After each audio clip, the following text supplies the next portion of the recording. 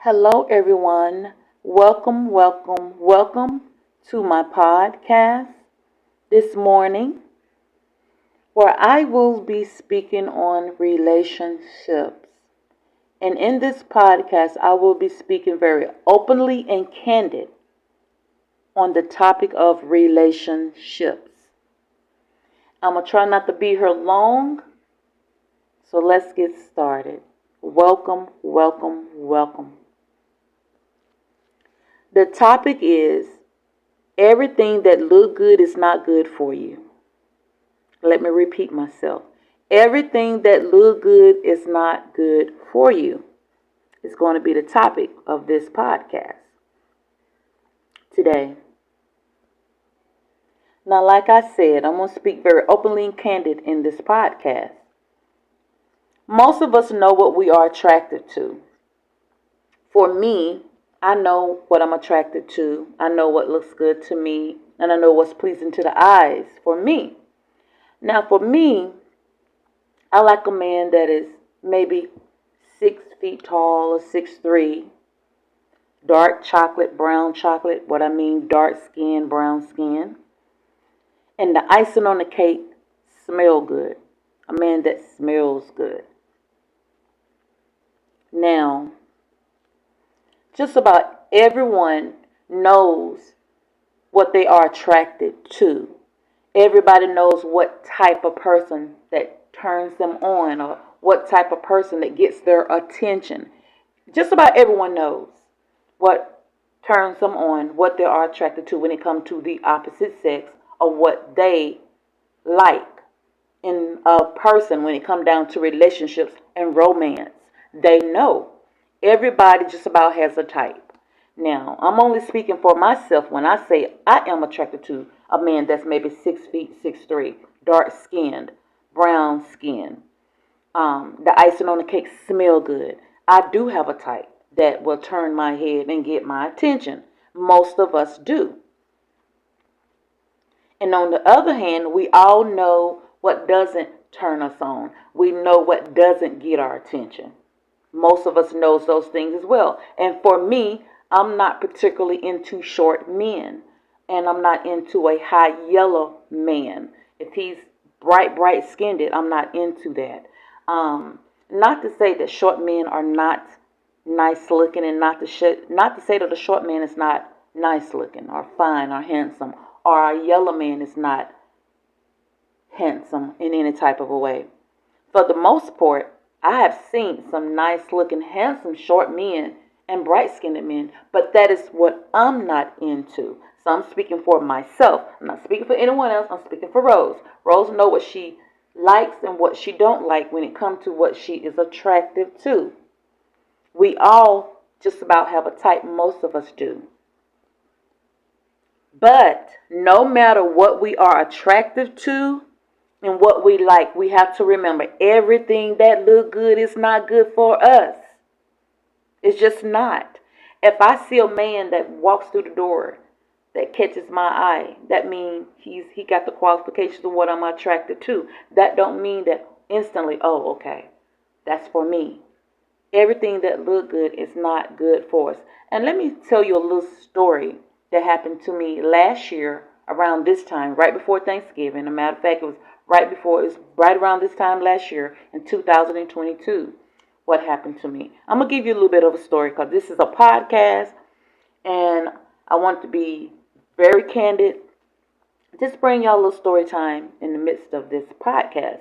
Now, last year around this time, I'm gonna give y'all this little story.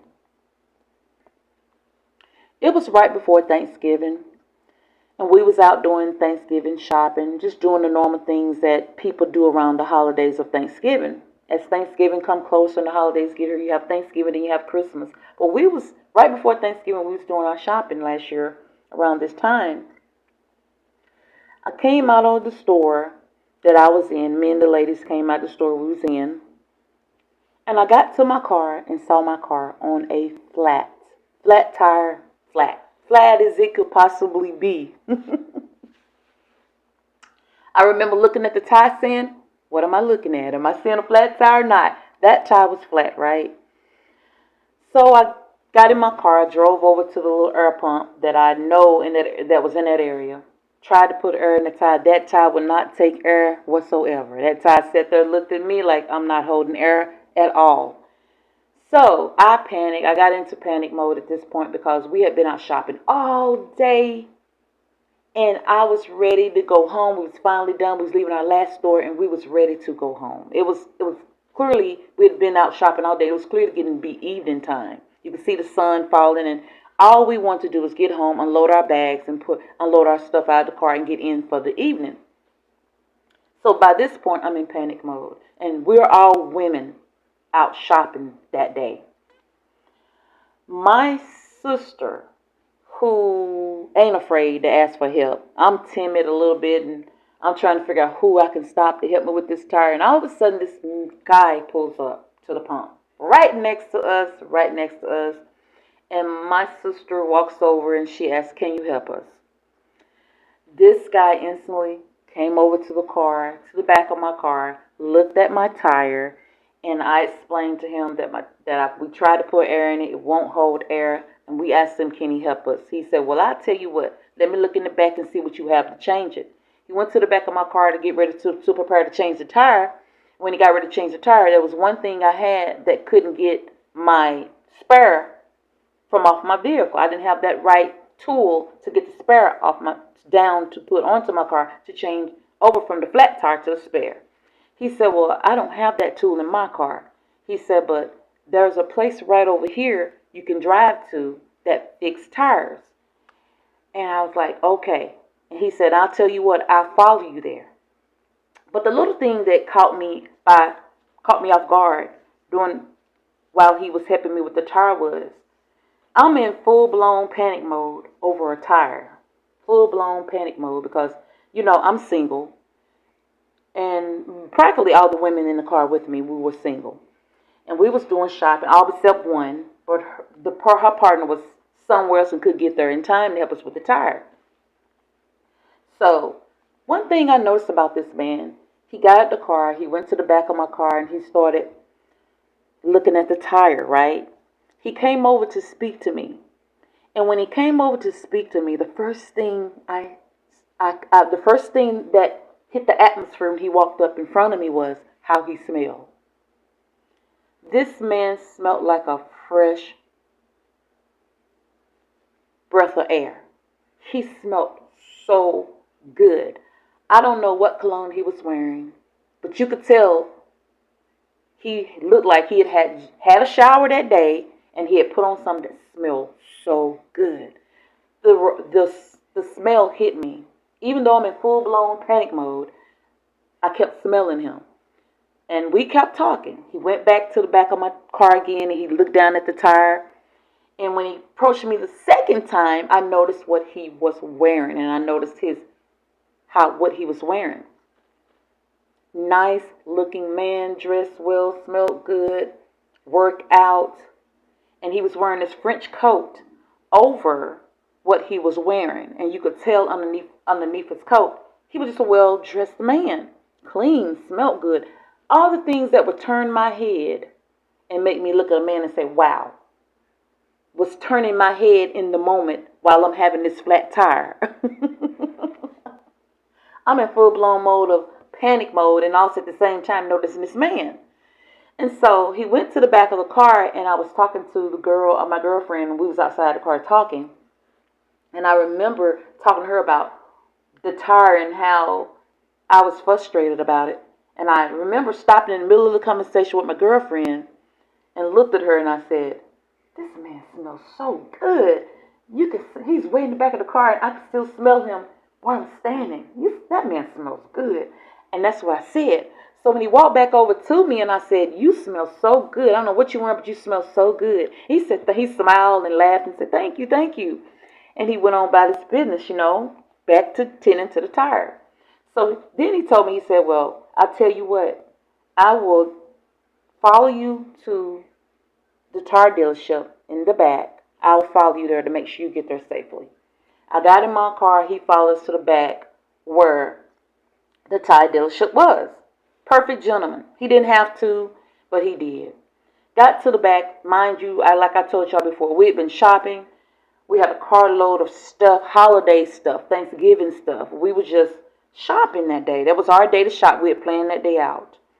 So when I got in the car, I was a little frustrated because I didn't want to leave I didn't want to leave so much stuff in the car like that walking into the place because we hadn't secured everything because we had just, mind you, we had just walked out of the store with these bags. And we just stuffed them in the car in the back seat because we didn't have time to secure them because there was a flat tire that got our attention. So he even stood there and said, I'll tell you what, I'll stand here, watch the car while you go in and take care of the tire. And I looked at him, I was a little nervous because you're like, I got to leave with all my stuff. I still, even though you helping me, I still don't know you like that. But he assured me I was okay.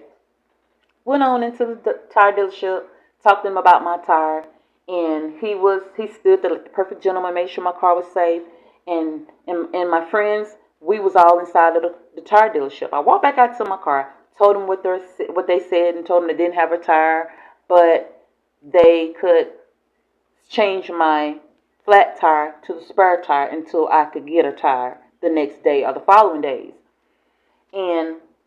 But there was still some questions I had about what they was telling me. So I asked them, I said, well, can you come on the inside and speak with her? Because some of the things she's talking about concerning this tire situation, I don't quite understand. Can you come on? Because I'm a little upset and I need some more understanding right now. And he said, yeah, sure, I can come in. I can come in with you. So I went ahead, secured the car, made sure everything was safe. He helped me secure everything in the car, make sure it was safe. We locked it up. We went on the inside. He spoke with her, talked with her, and everything. And me and him walked back out to the car and left my girlfriends inside because I had to bring my car inside the dealership. There was a little garage area you park under. I had to bring my car into that little dealership area inside where you park. So they could change the tires out and the flat tire to a spare tire. When I did this, out of nowhere, y'all, this man reached and gave me his name and number. He had already wrote it down. While I was in tending to the tire, he had already prepared for me his name and his number on a piece of paper. And he gave it to me. And, and at this moment, when he gave me the number, I'm still in panic mode, low-key panic mode. I'm not grasping and getting the fact that he's giving his number because he wants to maybe get to know me. I'm not even comprehending that at this point. And when he gave me his number, I thought he was giving his number so he could make sure I make it home safe. I said, oh, you giving me your number so I can call you if something happens? So just in case I make it home safe? And he looked at me all funny like, well, yeah, that too. Well,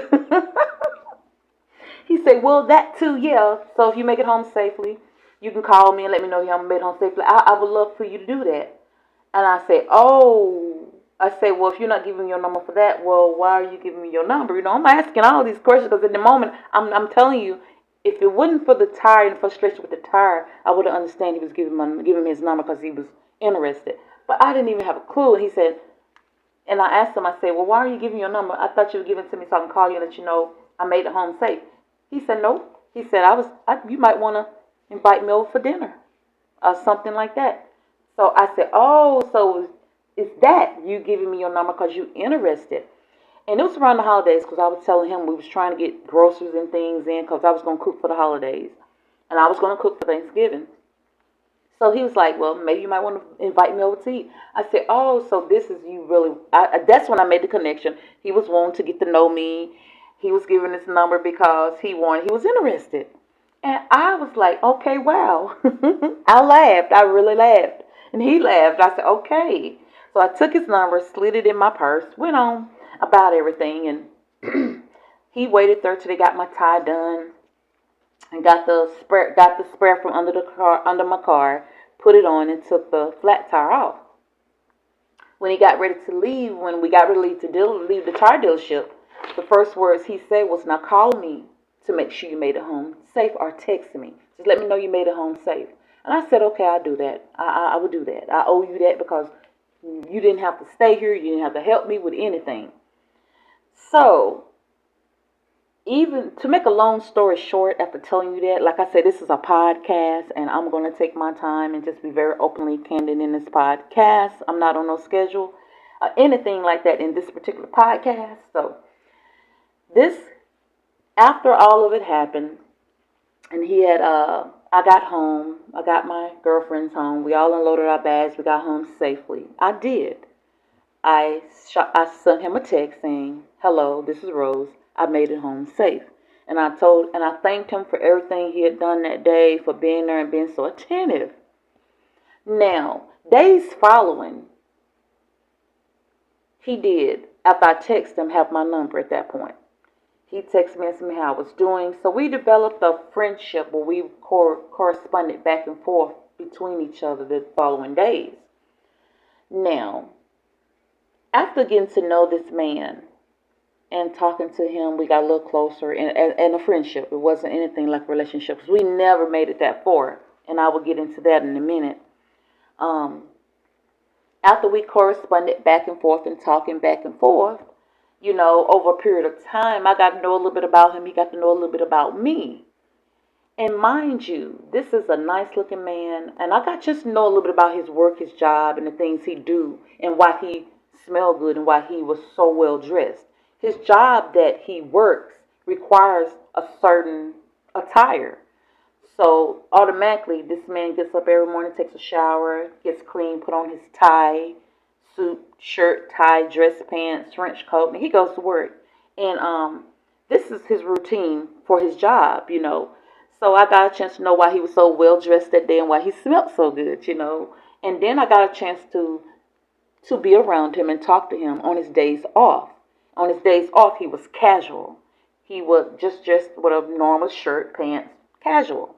So, yeah, we developed a friendship where we talked on the phone, met a couple of times for lunch, went out to eat a couple of times where we sat and we talked. I got a chance to know him.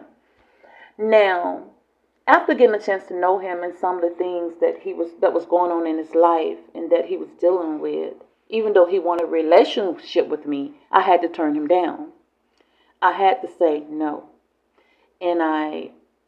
Because after getting to know him and some of the things that he was dealing with in his relationship, I had to say no. There was no way the woman I am today, being a Christian woman, I could be in a relationship with him and be openly say, okay, let's see where this goes.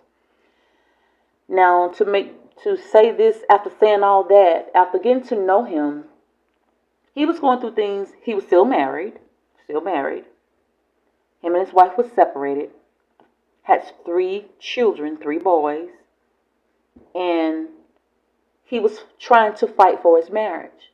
But his wife was not budging. She was totally done. She had moved out, moved on. But he was telling me he was fighting for his marriage. He was wanting to work it out. That was one of the reasons why he had moved back home here, was to work on his marriage. He was fighting for his wife. But in the midst of that, what I see in a lot of relationships with a lot of people, even though you're not married and you're separated, people tend to date. I'm not with my husband, we're separated, I'm dating. You know what I'm saying? And a lot of people's okay with that. Now, I'm not saying, I'm speaking for me. I am not okay with that. I'm not okay with that. For I was concerned, there was no way I could be in a relationship with this man and see where that relationship goes. And you fully got a wife and 3 little children, and you just have expressed to me that that you was fighting for your marriage, and she wasn't one to be a part of that marriage. Once he said that to me, that was letting me know you still want your wife, you still want your children, and you are still very much married. So even though he pursued that with me and he wanted to talk to me and go further, I had to turn him down. I said, no, there's no way. I know what I'm looking for. I know what I want out of a relationship. I know what Rose is interested in. So in that, I had to turn him down.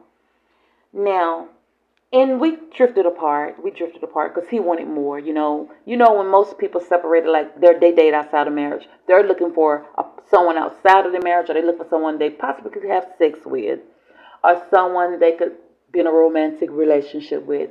And I'm not budging, okay? I'm not budging, no. You're a full-blown married man, 3 little children, and you just told me you're fighting for your marriage. I don't have time to take on that baggage. Now, the old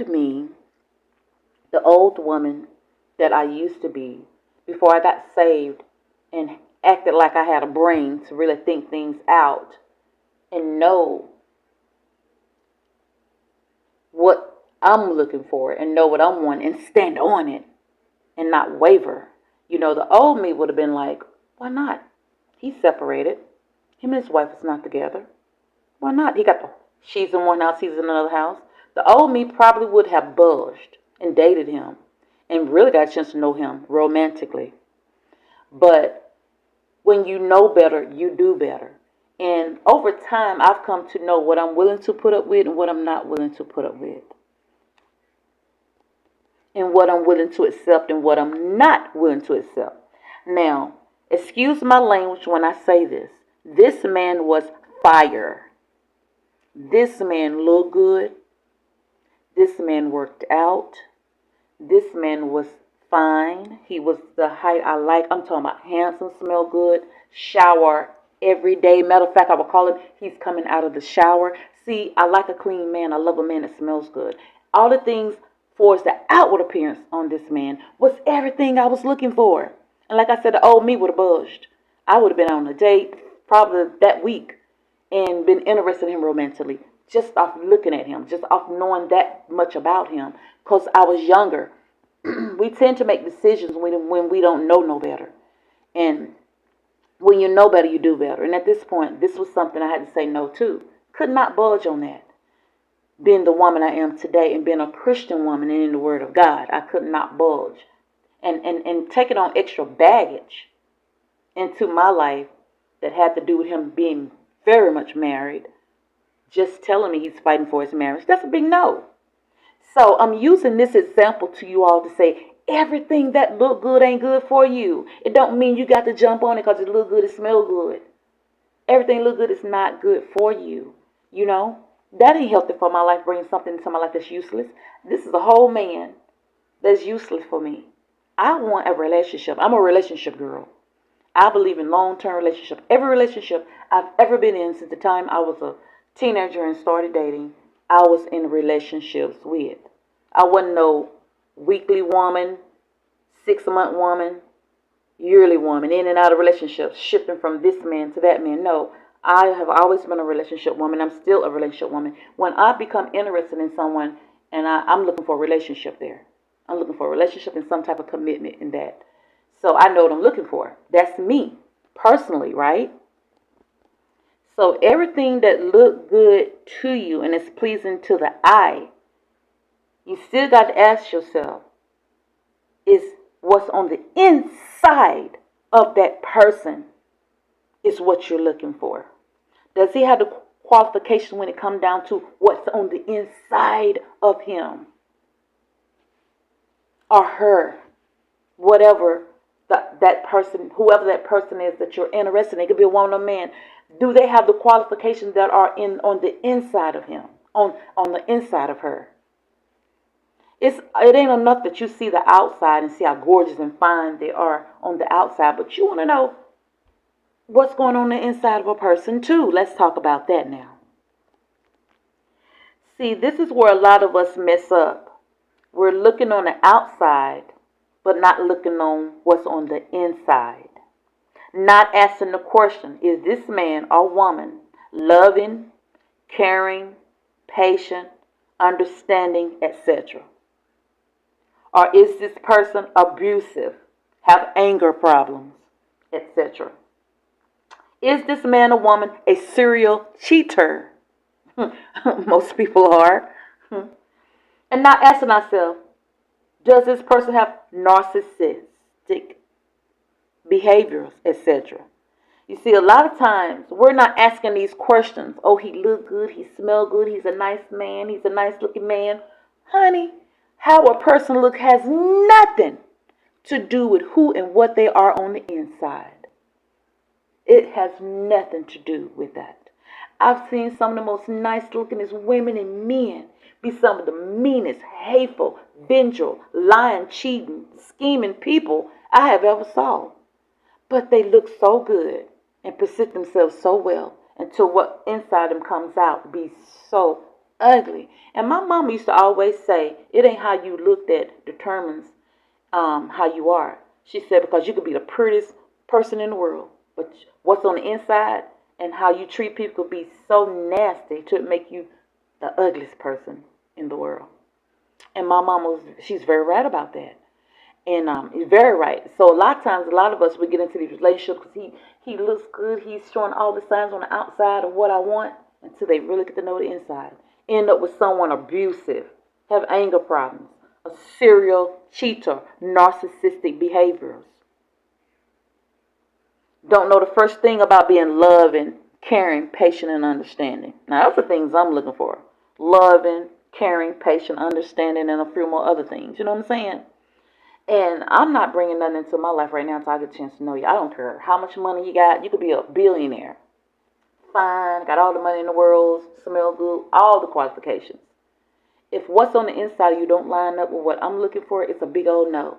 I'm fine. I'm not budging. Because at the end of the day, I have to know personally when all the chips fall and everything is not lined it up where it should be, that you someone I still can confide in. You still someone I can trust. You still someone I could break all my walls down, let them hit the floor, and fall into your arms and be me. Be 100% me. In my good and in my bad. You know when you hear these verses and when they do the marriage vows, for good or worse. I want to know. I want to know. Is you the good and the worst? Is you going to be here through my good times and my worst times? Are you going to be here for good and bad? You get what I'm saying? Because none of us are perfect. We're going to have our bad days. We're going to have our down time. But I want to know, is you still going to love me? Is you still going to embrace me? Even when I don't understand in this relationship or in this marriage. Because there are going to be times you're going to hit that place. You're going to hit that place in your marriage or your relationship where the bad is going to come up. And you got to have somebody who's still in your corner who loves you through it all. And seeking, stand beside you and seek for understanding. Now, when I say bad, good, or worse, rich or poor, you hear those in the marriage vows, and that's very true. No relationship is perfect. But I've also come to know this also when it comes down to relationships as well. No relationship is perfect. No one is going to be perfect. But most thing is finding someone that is perfect for you. Finding someone that's perfect for you. That has the good and the bad that's perfect for you. Now, this person might have some good and bad in them. That ain't what I'm looking for. Y'all don't want your bad. You know what I'm saying? I see the writing on the wall. I see the red flag. No. But finding someone that you know that none of them, we already know I'm not perfect, and I admit that.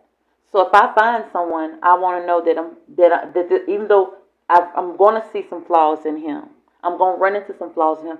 Can I still love you?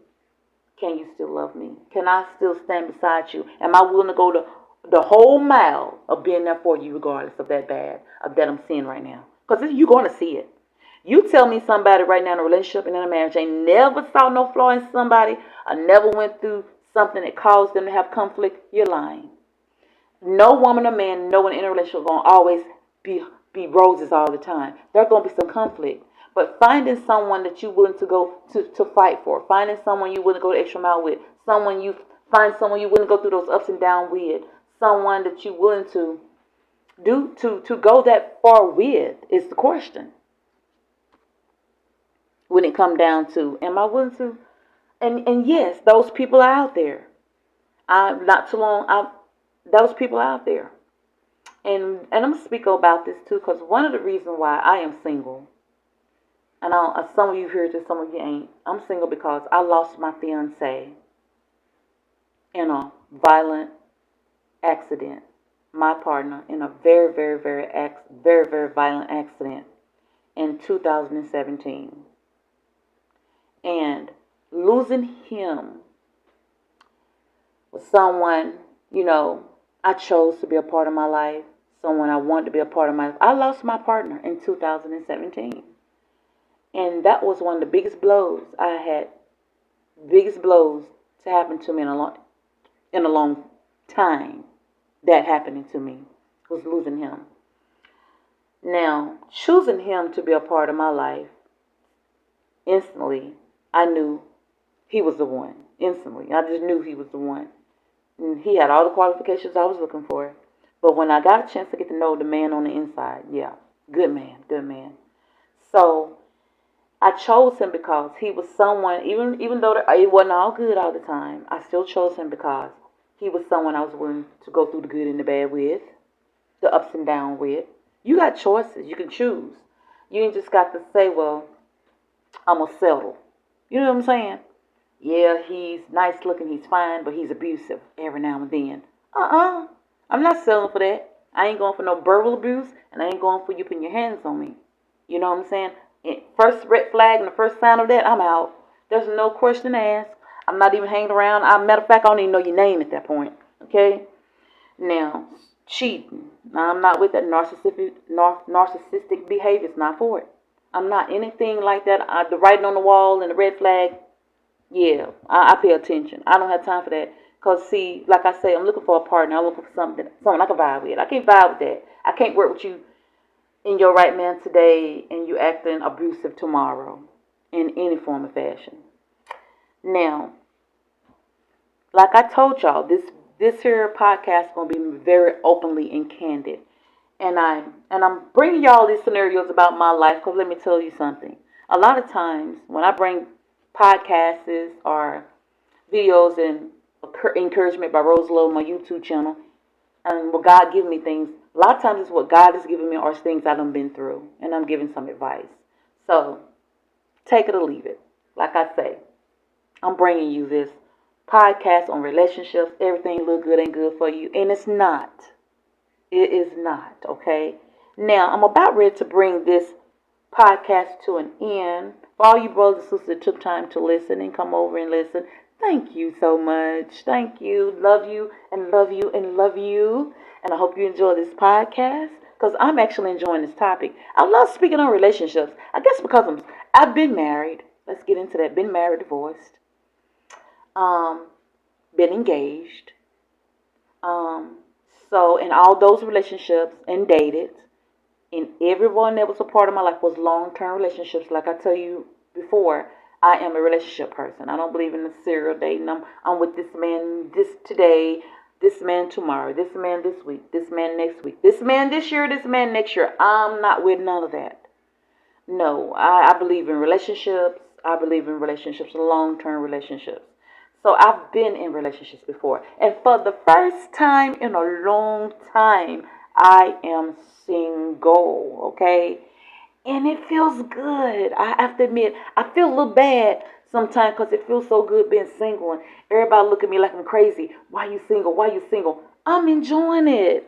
I'm really enjoying getting to know me, finding out who I am in this new place in life by myself. I'm just vibing and getting to know Rose. And count on feeling and looking into all the things that I'm looking for in a man right now and what I'm expecting out of a man right now, which y'all know I already know, okay? But I'm just relaxing in my singleness right now. I'm having fun being single. I'm having fun relaxing. And I'm not going to bulge and settle for anything not that I don't want. If you're not the man that I'm willing to take that chance with, the good and the bad, ups and downs with or whatever, and I know you're not, I'm not going to even participate in it and engage in anything that makes it feel like I'm going into a relationship. That's just not going to be happening. I know what I want and I'm not selling, okay? Not selling, okay? Ain't happening.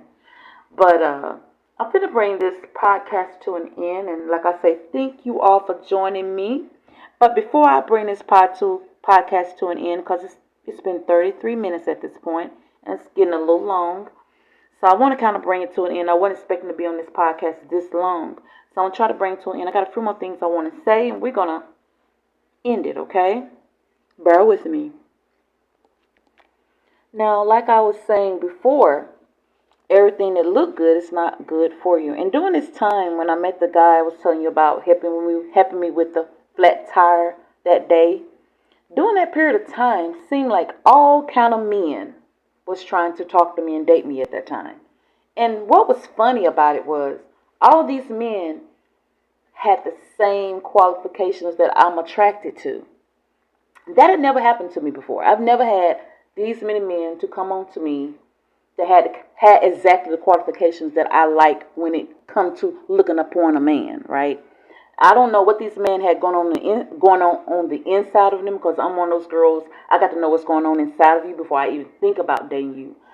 But all these guys was 6 feet, smelled good, looked good, had good jobs, making good money, and they was just coming at me during this period of time. I mean, coming at me, giving me the numbers, insisting that they wanted to date me during this period of time, during this one time in my life. And the first thing I started saying, I said, "Devil, what you up to?" I said, "Devil, what you up to?" Cause I was like, Satan, you sure know how to pull some stuff out of nowhere to try and get somebody's attention. Now, sometimes when you're a faithful woman, a man of God, Satan knows how to send distractions your way. He knows what you like. And at this point, I was single and enjoying my singleness. And here come these men out of nowhere. I'm like, this has never happened. Something's up in the spiritual realm. What's Satan's up to? Satan was trying to throw me off my game now. He's trying to throw me off my game by sending all this stuff into my life. Distraction, distraction, distraction. He was like, I can make her fall. She'll sleep with one of them. I'm going to send all these men her way. This is exactly what she's looking for. She's going to end up sleeping with one of them. She's going to fall for one of them. Didn't sleep with nobody and didn't fall for nobody. Okay? Now, with that being said, now another thing when it comes down to having sex outside of marriage, I'm going to go ahead and get into that real quick before I end this video, because I definitely want to say this. A lot of times when we see someone that's pleasing to the eye, everything we're looking for, and we don't take time to get a chance to know the person like we should.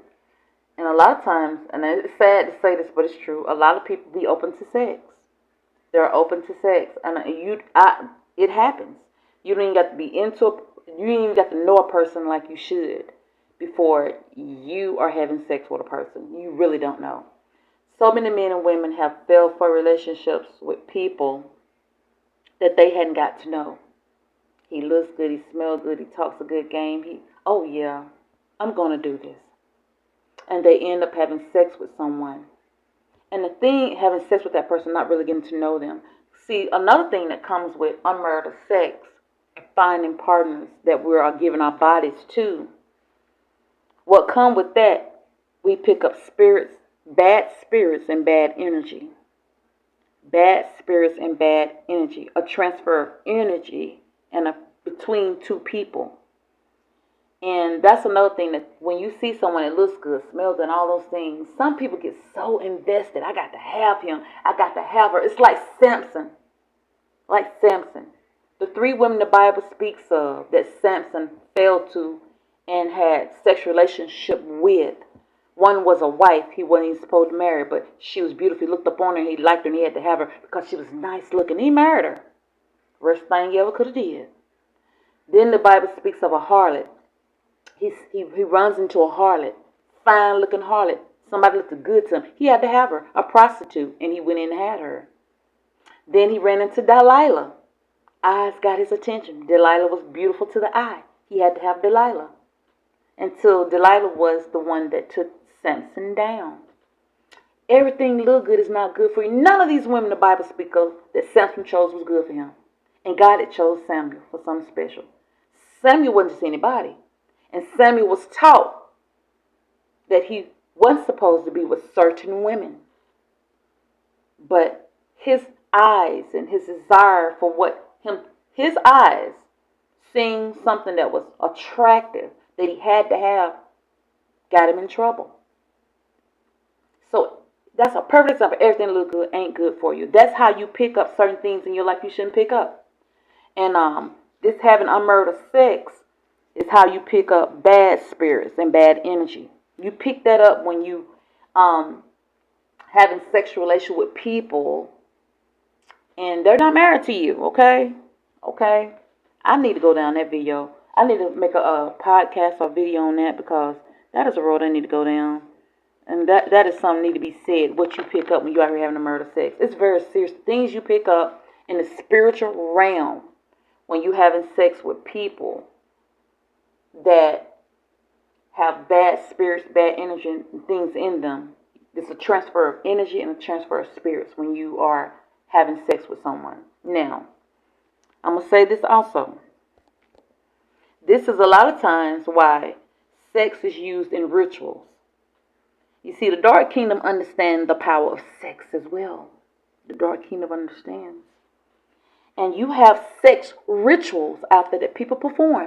And if you don't want to believe what I'm saying, look up sex ritual. Google it for yourself. Do a study on it on yourself.